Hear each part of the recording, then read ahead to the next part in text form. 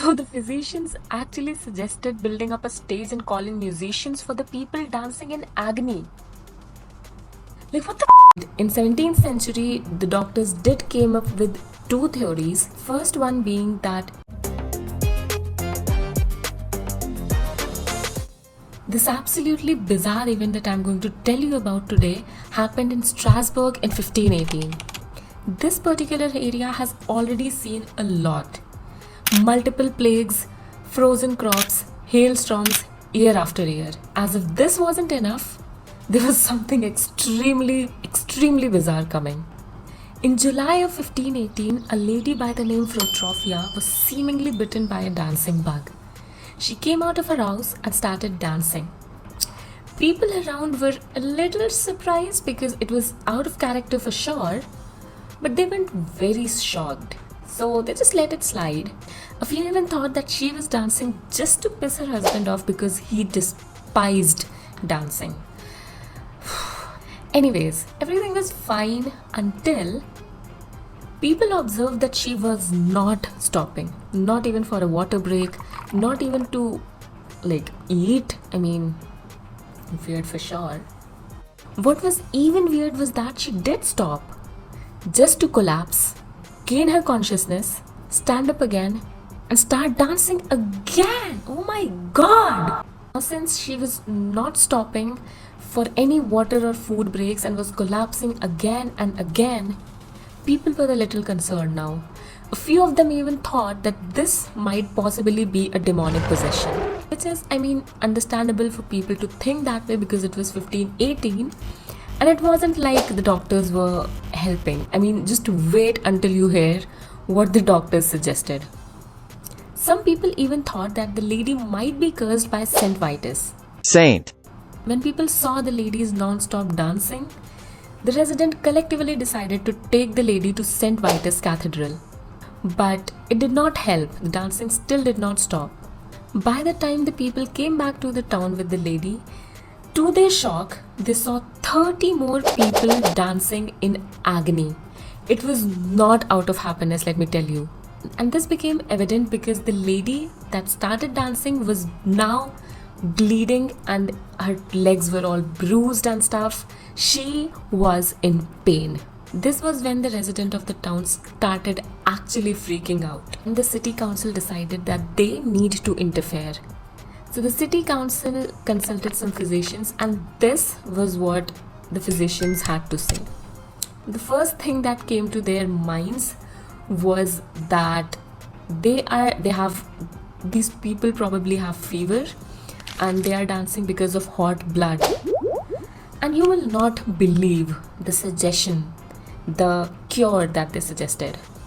The physician said that the most plausible cure of this whole disease going on was that they build a stage, they call more people, they call some great musicians and let them dance.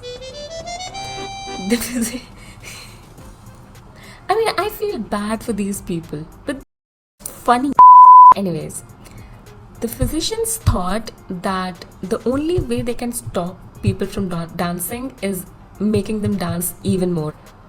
I don't know what they were thinking, but they were physicians, I'm not. So by the time the stage was set up, the musicians were called, this disease spread, or whatever it was, it actually spread. People that were dancing, the number raised to 400. Can you imagine 400 people just dancing in pure agony? It's just painful to think about that. But now they have musicians. This cure that the doctors were suggesting definitely did not work. This whole dancing thing went on for weeks. The people were dancing in agony for weeks without stopping. And of course, this led to multiple deaths. A lot. After around 2 months of painful dancing, the whole plague came to an end. What's actually really weird, shocking, and surprising is that to this day, people, doctors, scientists do not know what was the cause of that whole dancing plague that happened in 1518.